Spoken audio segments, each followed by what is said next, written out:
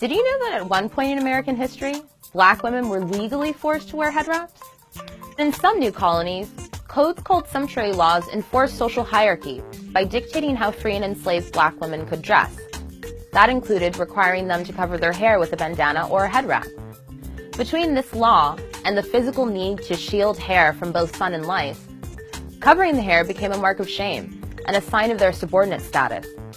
It was also a reminder that they could no longer practice traditional African hair care methods, like braiding, which was once a great source of pride.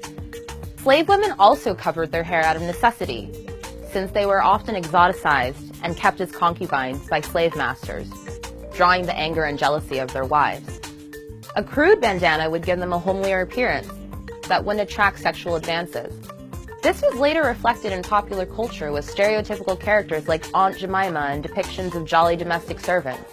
But free black women, like the Creole population in 18th century Louisiana, used the head wrap as a way of rebellion, embellishing theirs with ribbons and feathers and jewels as an act of resistance.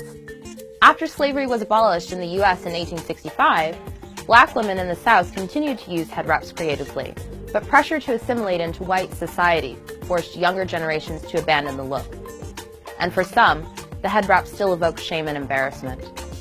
The civil rights and black power movements of the 1960s helped change that, as the item reemerged as a symbol of black pride, alongside the Afro and other Afrocentric styles embraced by icons of the time like Nina Simone and Maya Angelou. By the 80s and 90s, variations of the head wrap were part of a wider trend of black artists paying homage to African-inspired fashion.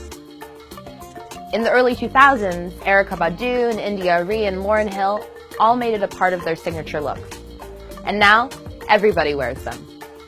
Like other traditionally black styles that have come into the mainstream and attracted white audiences, I see you. The popularity of head wraps has sparked debates about cultural appropriation, given its long history. But after having every aspect of our bodies and culture policed, including our hair, the head wrap is proof of how African Americans have inspired American fashion with so little. And for so many who wear it, the head wrap represents so much more than a pretty ball of fabric on top of our heads.